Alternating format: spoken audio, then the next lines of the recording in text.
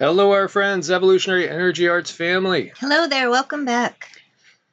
Okay, guys, so I'm showing you Chiapas, Mexico. And as you could see, this is on the Pacific side of Mexico.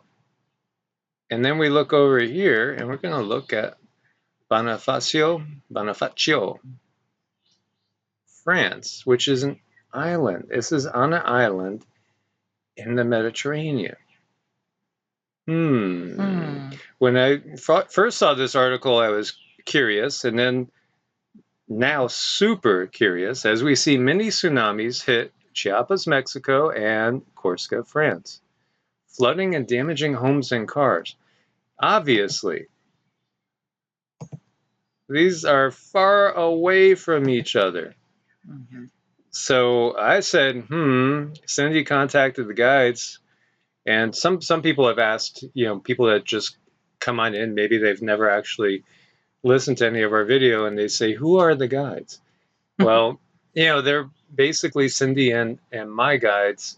And just to give you like a little bit of background, before doing any videos, I was an energy healer. I practiced Qigong for 30 years, meditation, 30 plus, but also Reiki master teacher, studied pranic healing and many other healing modalities. Used to work in a clinical setting up in Ohio. And so have acquired many guides throughout the years as guides come and go. And these beings are many different beings. Some you might know, and others you wouldn't know. And Cindy has her own guides. Again, some you might know, others you wouldn't know. And, they include beings from different densities, 4th, 5th, and 6th. And so, we're in contact with them regularly because we have a regular meditative spiritual practice that we do every single day. So Cindy contacted the guides about these events. And again, you could see how far away these are as you're looking at the Mediterranean in here and then the Pacific side of Mexico over there. And what did you get?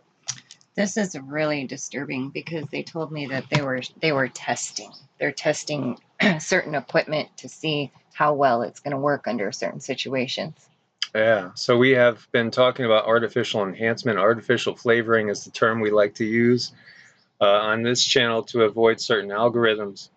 And so that is the answer we got on what, why, how artificial flavoring involves. So these large waves, more than 2 meters higher than normal in some places, crashed into beautiful beaches of Chiapas during the night from Thursday to Friday. In some places, the waves reached up to 3 meters in height. A mini tsunami indeed swept away everything on the beaches, though no major damage was reported. Many houses were flooded, yeah, and you can see this poor guy. He's just saying, oh no, my house, as the wave comes in and keeps coming in and keeps coming in, and it just sweeps all throughout his house. And I'm actually, well, if it wasn't artificial flavoring, I think I would be actually more concerned. Yeah. Because that would be something huge, either two unconnected events or some sort of major earth wobble. We've seen these events in the past. Actually, we saw a lot more of these, I thought, in around 2018. I know Mr. MBB was reporting on these all the time, these strange events. And we have seen them in the Mediterranean before. We've seen meteor tsunamis, which are wind-driven tsunamis. As you can see, the height of these definitely could cause problems and could sweep people away. You don't underestimate these things. This one video was pulled. Customers of bars in the port of Bonifacio were taken by surprise. Water suddenly just flowed in and inundated some businesses. And again, there's more videos. Very strange. 2 strange mini tsunami events in Mexico and Corsica. And it's very weird, unseasonable. What is going on here? What is really going on here? And then this next article, wow. As we see, mystery as a giant stone road resurfaces from beneath the Pacific Ocean. What? Yeah, seriously. It appears to be a road. Is it just Mother Nature wearing away things on perfectly straight lines, intersecting? Yeah. Or was this submerged land, like, Edgar Casey talked about this. Others have seen this too. Was this something that was once above the surface? Well, yeah, because sea levels have been like 400 feet lower when we're in a full-blown ice age. Well, if this is surfacing, do we have to worry about rising tides in general? Or, as we've been hearing from our grand solar minimum crowd, ultimately we're heading into a mini ice age. What happens then? Well, you're going to have a lot more ice at the poles, and you're going to have sea levels dropping. Florida, for instance, during the ice age, when we had full glaciation, was at least 2 to 3 times the width that it is now. And in fact, you have some land bridges that occur that we wouldn't normally have. So this is, wow, super curious. Super, super curious. And you could see it. What do you guys think? Very, very interesting information here, especially when you're talking about stuff that Edgar Casey said was coming in, which is very difficult. I know he's a little late, but with his predictions. However, it's extremely difficult to put a timeline on anything when you see things coming in the future. There is no such thing as time when you're dealing with that aspect of things. But there's events. So you get shown these events and you can speak of them and you can give an estimate. But here they are. Here's these events starting to show up. And look at those lines. They look pretty damn straight to me, a lot of those lines. Yep. So now this is off of Sakhalin Island. So this is off of Russia. This is, I don't remember Casey talking about land appearing off the coast of Russia. I do believe that, there was most definitely talk of land coming out of the Pacific, but I don't know. I always keep picturing South Pacific. Maybe that's just me. And I think of Lemuria and Mu. But yeah, this is really, really curious and interesting to say the least. So a few days ago, after an unusually strong tide, a huge stone road surfaced from beneath the waters of the Pacific Ocean.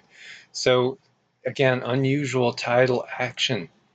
There's a lot at work here, guys. I do think that some things are natural, as we talked about with the mud floods yesterday. And if you hadn't checked out that video, do check it out, because what we got was that perhaps these are normal events that, and this is what we've been getting all along, normal events that wouldn't really be even remotely as big or catastrophic if it wasn't for the artificial flavoring involved in this. It does feel, and we've been getting from the guides that, right now we're in that time zone, between here and June 10th, really keep your feelers out there. Be aware of what's going on, because there most definitely can be supply chain disruptions. We might have grid outages. We've seen a whole array of cosmic events going on, all sorts of solar activity picking up out of the blue. This is the time to be as prepared as possible, as best you can. Sakhalin Island is the largest island in the Russian Federation. It's located in the North Pacific Ocean, and it borders the Japanese islands to the south of it. And this is large. Other strange underwater formations are visible via Google Earth along the same coastline just further north, as well as a crisscross grid pattern that's off of the coast of, I would say it's between Panama and Ecuador, that I found a couple of years ago and did a video on, and I'll dig that up again too. Meanwhile, we have increase in explosive activity, lava fountain night, as Etna is really, all these that are going off, they don't seem to be slowing down. Cindy's favorite up in Iceland for Fravakakfafall. Yeah, that one. And Etna, and just the Congo explosion, Great Sikkim over here, aviation color code raised to red after a big eruption. Again, the ones closer to the equator are going to be the ones that are going to make things cool off. And severe weather is affecting a lot of people in Guatemala, and 10,000 people affected by floods and landslides across 8 departments of Guatemala, 200 homes damaged everywhere you look. And of course, Guatemala, the whole country is basically under volcanic shadow. Now, Greenland just gained a record smashing amount of snow and ice. That's a major blip. It's starting to look pretty obvious that the big trend is going to be colder. Mm-hmm. And so again, think about greenhouses, guys. Think about greenhouses maybe in areas that you would be able to get by without them in the past. And of course, in these days, we have to think about things like, well, if you're in Texas, is it going to be able to take a grapefruit-sized hail storm coming down on top of it? Many people might not be aware that there's 30 countries that are facing an oxygen crisis, similar to India, by the way. So there's an oxygen crisis going on. There's all sorts of things going on, and wild times we are definitely living in. So another summer of California power outages, big question mark. Yeah, more than likely, and wildfires poses a threat to Newsom as he faces recall. And I don't know if I should or shouldn't give my opinion on that one. All I would say is that I would be kind of flabbergasted, but I guess not surprised if he wasn't. When you have certain people, certain governors who have most definitely not led by example. Not. And we have a lot of family members that are up in Michigan. Hello, Michael. Just to say hi. Hello, Ben, and so many others that are up in that area that they don't like the governor there. I don't know of a lot of people that like the governor up in Michigan as well. And another one that is more of a do as I say, not as I do. And meanwhile, even though there's a lot of people that still can find fault, well, we could find fault with governors anywhere, or politicians anywhere. But if you're saying, well, where is the better of the two evils, so to speak, where are some of the better choices? Well, as we've been saying, we see a lot of things coming out of Florida and Texas and others.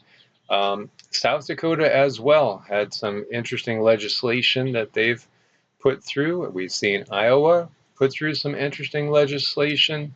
We've seen more and more this great divide going on. Man, it feels to me like this is 1860. Mm-hmm. It really does. It feels like it's 1860. Any comments?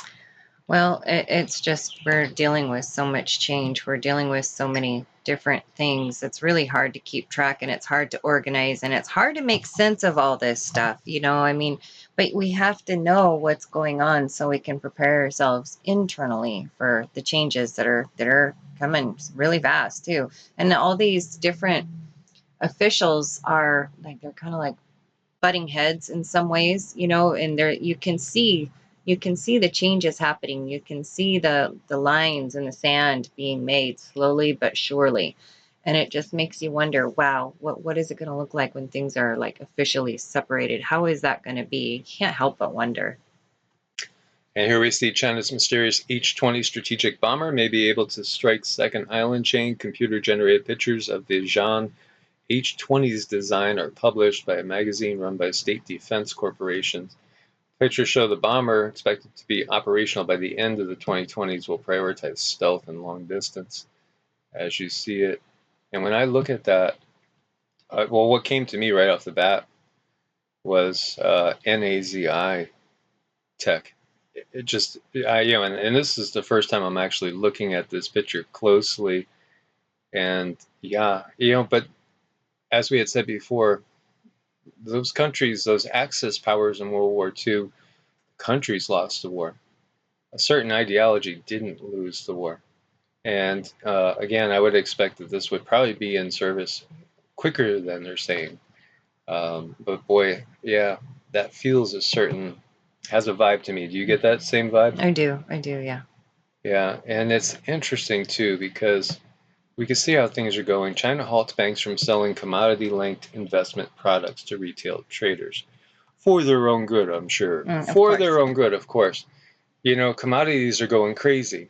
Now, what we're getting to, and we've seen so much insider trading. We know that, I mean, just look at the investment portfolios of some big names like PELOSI and others out there. What it is, the elite of the world, they will be able to, as we've seen, the billionaires have just grown tremendous. They've achieved, in just 1 year and a half now, what they might not have been able to achieve in entire lifetimes because of the situation that we have out there. So, again, it's going to be another case of, do what I say, not what I do, as we'll see, that the profits and the ability to do certain things, well, that's going to be, well, in this case, it might be just for the state, and I don't think there's anybody that thinks that there's nobody probably in the Western world that thinks that the CCP is all about the people and for the people, as they will, the propaganda out there, the people, they talk of the people when they should really be, saying the elite, the power brokers. And here we see Chicago assembly plant's going to shut down over the semiconductor shortage, laying off thousands. There's major shortages underway, major shortages. And many of you know, and a lot of times things that are done they look like they should be doing the opposite. So lumber firms applaud, home builders angry as U.S. moves to double Canadian lumber tariffs. So at a time when there's shortages, and lumber is running at 6 times the cost or more maybe by now. The last time I had heard, it was 6 times the cost. Now they're going to tax imports, double the tax. So wouldn't that seem like that might actually exacerbate the situation? You got to wonder about the bigger picture here. And this is another perfect case. 37 million bees found dead in Ontario after a large GMO cornfield was planted. Wow. And we're not surprised by this. Again, you got to ask yourself, well, it's almost like, how stupid do they think we are? Unfortunately, I think that they think we're pretty stupid. Now, there's some that are awake. How many are awake? What do you think? 10% of the planet is pretty awake that can recognize what's really going on out here? Is it only 10%? Is it a third? Obviously, it's not half or more. Otherwise, this would still not be going on.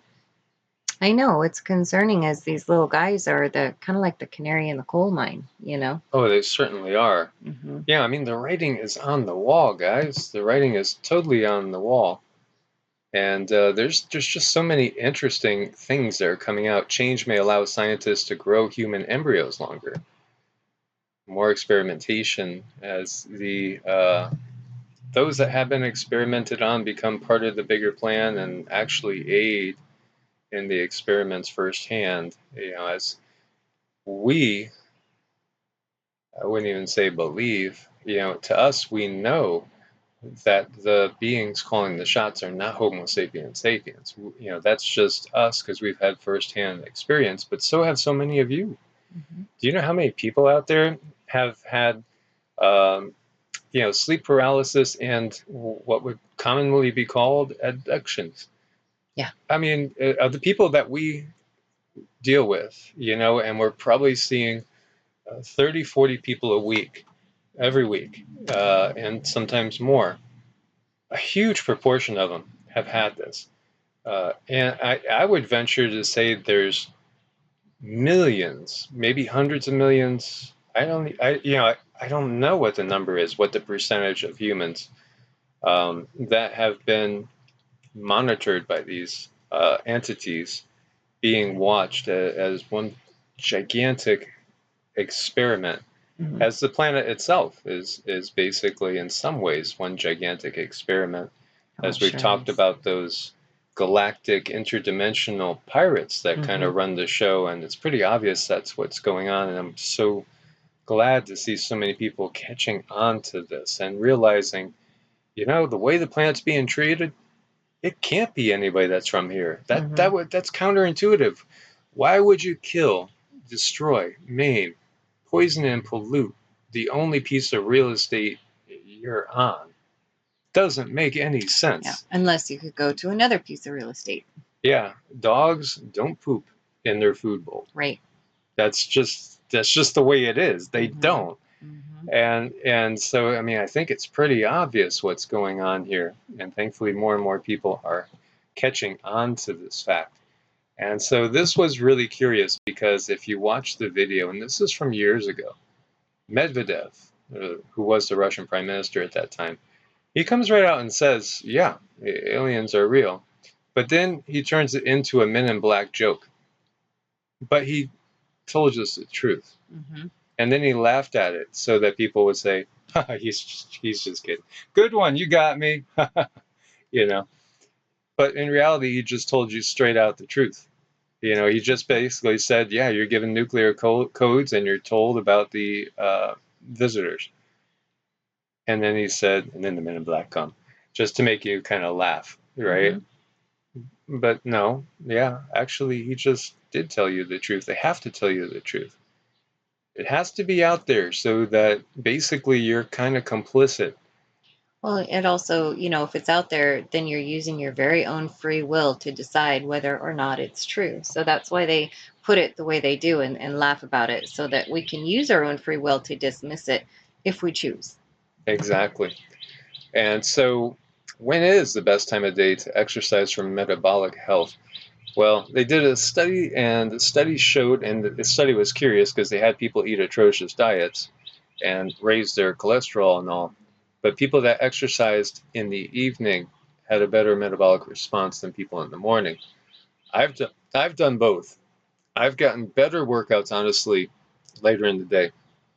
If I'm able to work out, my optimal time would be about 4 o'clock, I think is where I have my best workouts. In the mornings sometimes, I mean, it could give you a lot of energy for the day, but sometimes, there was a need to warm up a little bit more because you're coming out of sleep and all.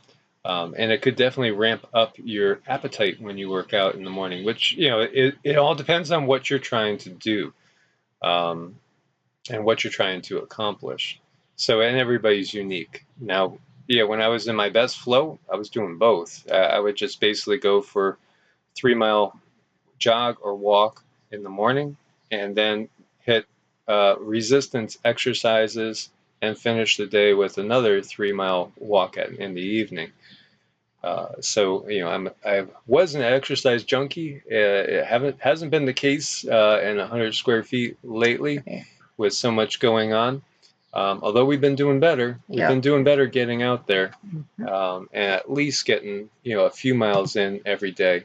When we were in New Mexico, Colorado, we were doing 4 or 5 mile hike pretty much 5 or 6 days a week, as well as some resistance exercise. And just share with you guys too, if you're getting a little bit older, and to avoid those aches and pains, resistance bands can be really good. And we have bands that you could add on a tremendous amount of resistance. There's 50-pound bands, and I'll do like rows with basically what would be the equivalent of 250 pounds with the bands, and they don't give me any joint aches. So that's a big plus. So losing weight and remembering more, intermittent fasting may improve long-term memory. And we talked about this yesterday. I think we were talking about fasting again. And I just saw this article, and I just wanted to show you another reason why intermittent fasting is becoming a common practice among dieters trying to burn fat and lose weight.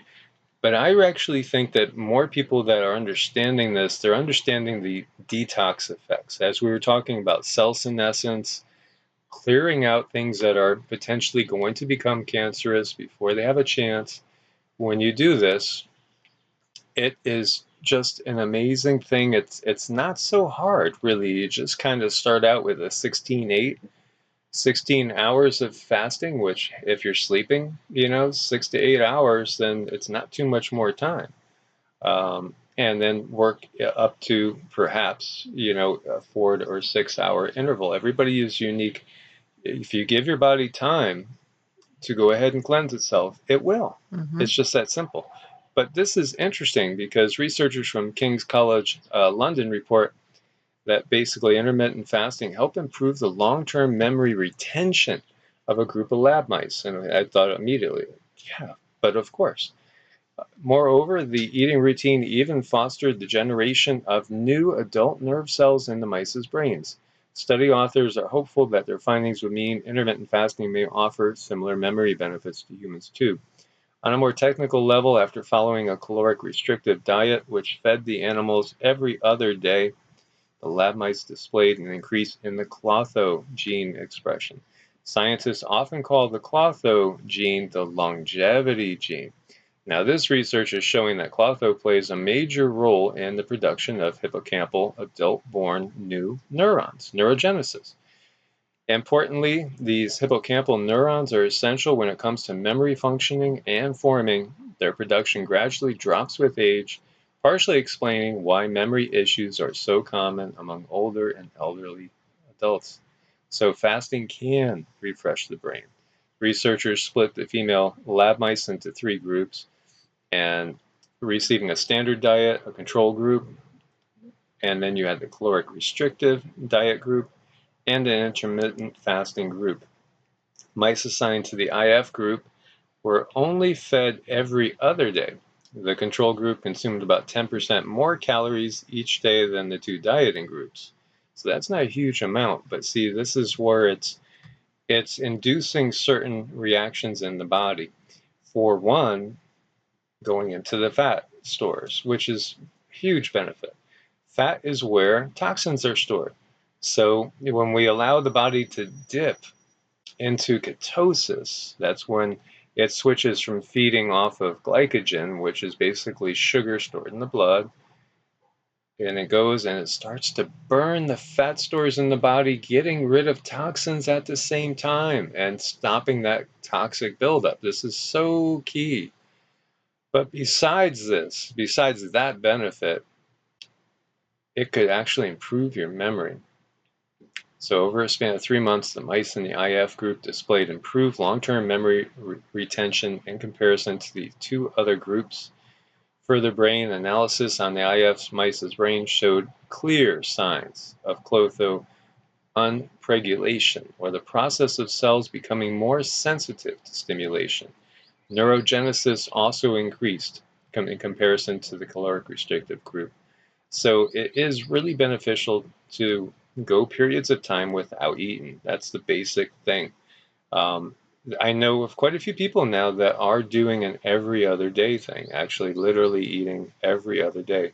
So that gives you like a 36-hour window or more where your body is breaking down everything that is potentially hazardous to your health, and it's allowing human growth hormone to be produced as well as new stem cells. This is just such a simple, easy technique. Well, yes, easier for some people than others. I will admit that. It does depend on what you have going on in your body, and especially if you are currently diabetic, it could be a lot more challenging.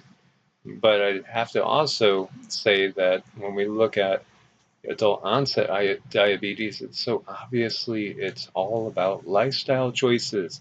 It's really about what we're eating, how often we're eating, how much we're eating, how much lack of exercise we're getting. So I hope this perhaps motivates some of you out there to improve your health, because there is a tie between how much we can achieve on the spiritual sense with the physical sense. And that's one of the first tenets of Raja Yoga, or royal yoga, that I learned, way back in the 70s. And it really hit me to be contradictory to what I would have thought, because I thought that, at that time I was maybe 12 years old, starting to delve into these things. I was thinking very much in kind of Gnostic terms of a duality with spirit on one side, physicality on the other. But it's not really the case. It's not really that they're in opposition to each other. And I don't believe that this physical 3D world is evil. Not at all. I think this particular planet, this particular part of the cosmos has been hijacked by darker entities. But this is a learning ground and also a place where we can enjoy life to the highest, and we have in different times past. Most definitely. It's a time where we can learn lessons, we can grow, and the growth rate at which we grow while we're here in the 3D surpasses any other growth rate that is in existence. So this is a really huge opportunity for us to become more and better while we're here, because the emotions that we work through, the density that it's in is to the extreme. And it's all about choices. And some of us have made choices so that we can work on different things, and it just may not seem like it's such a great choice at the time, but it could be something that you had a soul contract with yourself with and decided, hey, I'm going to come down and I'm going to work on this and I'm going to perfect it. And sometimes it might not feel too good, but it's all about growth and opportunity. And the good news is that this dark system, its time is limited. They don't have much time left.